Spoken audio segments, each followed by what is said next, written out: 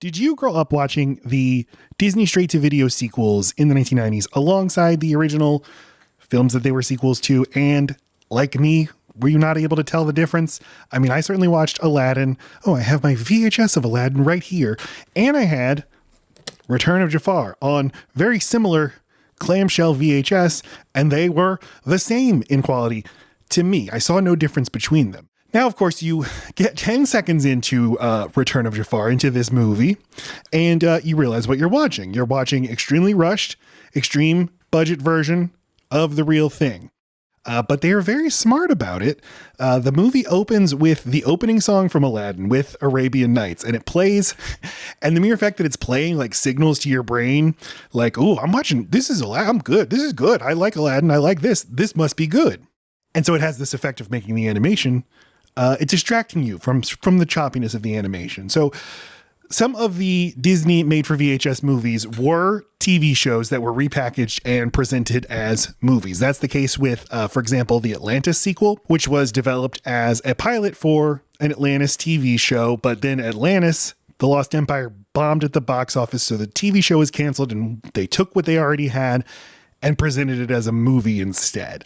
But that was only kind of the case with Return of Jafar. Once again, leaning on this wonderful book, Disney War by James B. Stewart, which is essential reading if you're interested in this kind of stuff. At the time, Disney had its afternoon programming block, Disney Afternoon, and they were developing a TV show based on Aladdin even before Aladdin the film came out in 1992. Usually, its TV shows like DuckTales would start with a 3 or 4 episode miniseries, and the idea was this is how Return of Jafar, that the thing that became Return of Jafar, this would be the opening to the Aladdin series. But as it was being developed, the producer-director, Tad Stones, pitched to Disney that they should release this on home video instead. And the studio was worried that this could dilute the Disney brand. And they were right to worry. But this is a mistake that Disney has made and continues to make throughout its 100 years in business, and I'm sure it's just going to keep happening. Star Wars, Marvel, Pixar, you love all of it, right? Well, how would you like so much more of it? Wait, what? Where did everybody go? Yeah, in a previous video, I talked about how Disney stumbled upon the cash cow that was VHS. Aladdin's release on VHS in 1993 made the studio $625 million. That is $100 million more than it made at the worldwide box office in movie theaters. And with VHSs, the studios got to keep way more of that money than they did from the theatrical releases. But there was a problem. The well was running dry. The studio was running out of classic films to re-release on VHS. And new animated movies are very expensive. They take a lot of time and a lot of money to make. So this idea for putting out a straight-to-VHS movie from the Aladdin TV series made a lot of sense. For about 1/10 of the budget of Aladdin, Disney greenlit Return of Jafar and set up satellite animation studios in Australia and Japan to produce the film. Now, this was Disney's first straight-to-VHS film, but they didn't invent the straight-to-video film. The year before, Warner Brothers had released Tiny Toon Adventures, How I Spent My Vacation, which is usually credited as the first straight-to-video animated film in the United States. Disney had set up its sort of budget animation studio, which was called Disney Toons, in 1990 to produce the DuckTales movie, Treasure of the Lost Lamp, but that movie was released theatrically.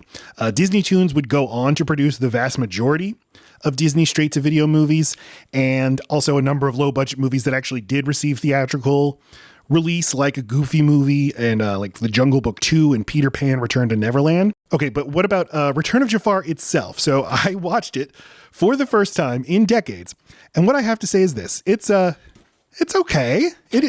For what it is, it's okay. You know the whole time that you're watching TV quality animation. Maybe even sub-TV quality animation. But when you watch like a Disney afternoon cartoon, you know what you're watching, and your brain sort of calibrates to expect TV quality animation. When Return of Jafar comes in this beautiful clamshell package, and when the movie opens with the same song from Aladdin, and then you suddenly start to realize, imagine being a mom in 1993 who loves watching Disney movies with her kids, and she buys the big clamshell package. It costs exactly as much as Aladdin cost, and it's presented as like equal in prestige to Aladdin. And then she starts the movie and like she sees it and she's going to feel ripped off, and she should. But if you can get past the many like fades to black, where I guess commercial breaks would have gone, and the absence of Robin Williams as the genie, he's replaced by Dan Castellaneta, who, despite being maybe the best voiceover actor in history, he sounds like TV. And also, the thin plot. You get past all of that, and the movie's actually kind of fun. And at least it gives Gilbert Gottfried as Iago the spotlight all to himself, and he rules. Iago rules. So this was a hugely profitable project for Disney, and it started this wave of really cheap straight-to-video sequels. Bambi 2, Pocahontas 2, Beauty and the Beast 3. But the returns were diminishing faster and harder, and the fears that they had initially had about diluting the brand, they had come to pass. So when Disney bought Pixar and John Lasseter moved over and took over Disney's animation studios, he ended the straight-to-video productions. The last one that they put out was in 2008. It was The Little Mermaid, Ariel's Beginnings. So the era of straight-to-video is in the past, although maybe it's back with Disney Plus. I don't know. What I want to know is, if you grew up watching the Disney Toon movies, what do you remember about them? Could you tell that they looked different from the big theatrical movies? Or were you like me and you had no idea there was any difference and they were equally good because, hey, it's a movie on TV? Did you care? Have you revisited any of them since? What did you think?